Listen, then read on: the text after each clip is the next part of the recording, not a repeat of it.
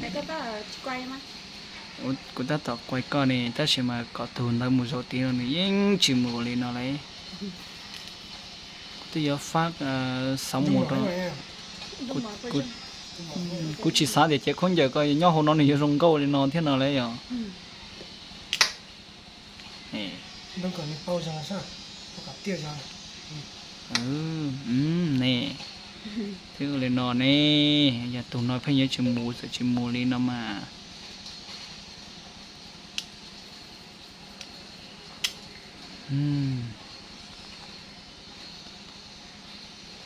là su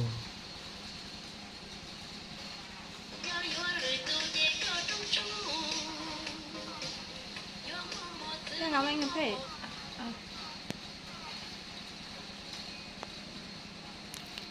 có thực thanh nhau ít tiếng chờ hai lũ mà đó có từ chi chia có thực thấy ở lên nó mù hỏi ít tiền nữa xem ấy thường chỉ mua hậu xem mất tiền thành nó bật tan ạ giờ luôn lên con này là thoát động đại kia là sẽ dùng này dán nè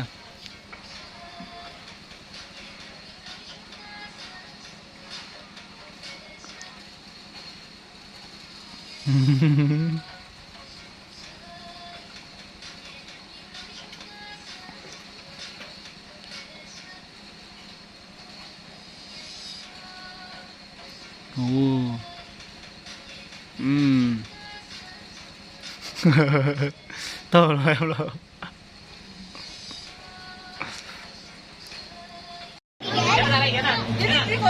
Hiếu rồi ngã rồi con đi rồi ngồi im nhá để nó ơi giờ khỏi chờ cho một trò bơ bể trên đỉnh này có thể tiếp đi bác học may là mình đi tắt thì ngồi đó chết giả chết rồi đây đi trực tiếp mình cuối cùng mình ngồi đây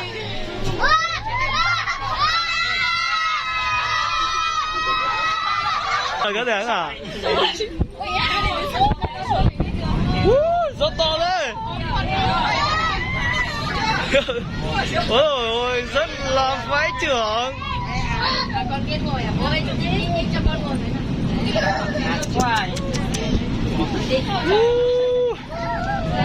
cho con một cái đi con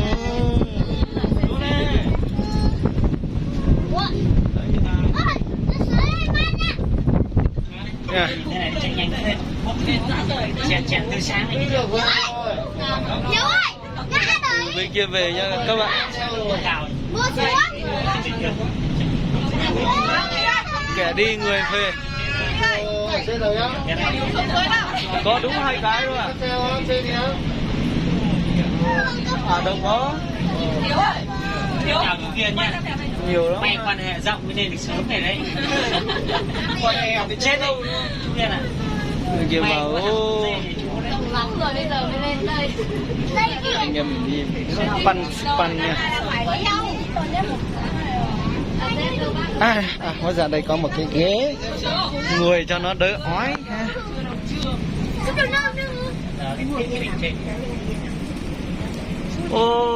mình sẽ lên tích trên đấy nhá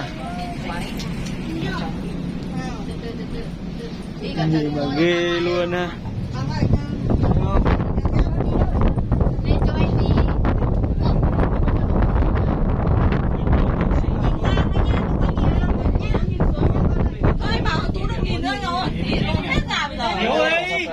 xem nó thể ra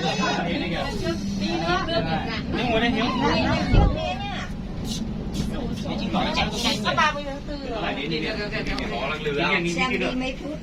Đây mình đang bay free cam trên núi rừng nha các bạn. Rừng này chưa phải già chứ anh ạ. Chúng kia lại u phát nữa thôi. Đến kia lại đừng phát nữa. Cho cháu đi xe uống nha. Đợi xếp hàng từ sáng ở đây tí bằng hàng. Xếp hàng từ lúc 8 giờ. Cháu đi từ lúc 6 giờ thôi. Đây là 4 người. Thì kia kìa. Kẻ đi người về. Em nó ở đây. Mấy trưởng quá. Ông Hòa nó đi đằng nào? Học đến tối. Ô, đây là có sa nhân. Thật quả nhiều á, thật quả nhiều ghê á.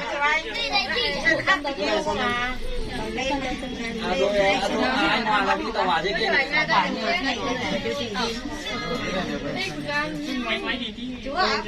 Nó tôi nhục cái nhỏ nó đây nó đây là này.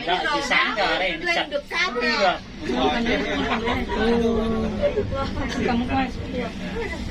Có gì mà lành đâu. Cháu có thức ăn ở trong xe ở chỗ đấy. Có thức ăn ở trên xe, chú ăn trưa đi. Chú có chọn cái nào ăn được chú ăn đi đúng không? Nước này, À Hòa. đồ ăn này vào ngoài mua cho hai gói này là em bé hai hộp. 2 giờ về nhà. Ghê quá. Lên trên đỉnh nha các bạn. Sướng không?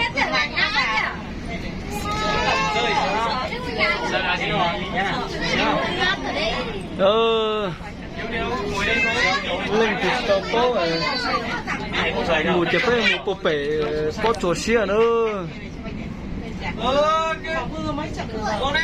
Ô, bên này toàn là núi rừng cao, khá giống lầu xưa rồi.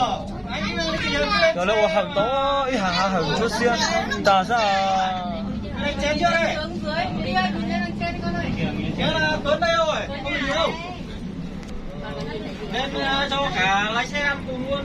Đang nói rồi. Trên này không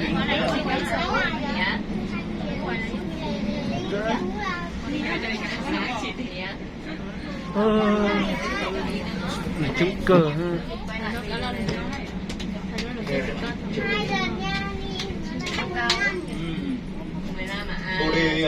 Cho họ giờ cho chú số nhá rồi. Cho nhá họ giờ cho chú số.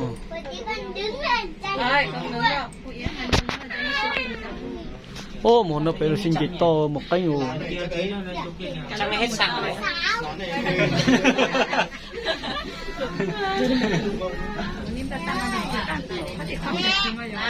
Ở đây sao nó có mấy cái nắng? Con nhìn đi con xem đi. Hả? Xem chỗ nào đẹp Này có hơn. người đây có lợn không nhỉ? Thảo quả. Thảo quả. Rồi là thế. Không đi đi lại lại đâu con. Ở dưới này này, làm thảo quả. Có thảo quả đâu? À đây nó cái thảo quả thôi. Thấy không? Chúng ta sẽ quay liên lịa lên trên nha. Kênh nhà đấy. Xem ở dưới này chúng ta đi được bao nhiêu xa rồi. Tiếp được bên kia rồi. Ôi rồi ôi. Ngồi ghế mà. Ôi con nít đây đâu. Con ghế mà. Bác không chạy luôn, mấy sợ. Cho anh đi vòng lên đây bên mẹ cho anh à? Nó chạy nhanh nhỉ? Cho cháu đi nhờ lên trên. Lên là dốc. Ngày phát này tí này. Đây, lần đầu tiên em đi vào.